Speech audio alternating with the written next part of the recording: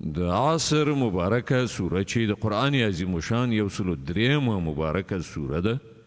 په مکې معظمې کې را نازله شوې ده 3 مبارک آیاتونه لري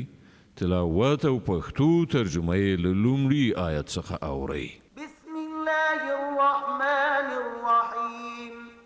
د الله په نوم چې ډیر زیات مهربان پورا رحم لرونکی دی والعصر إن الإنسان لفي خسر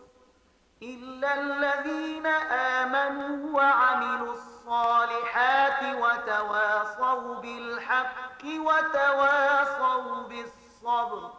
په زمانه قسم انسان په حقیقت کې په لوی تاوان کې دی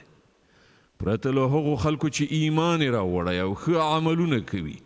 او یو بل ته د حق نصیحت او د صبر ښودنه کوي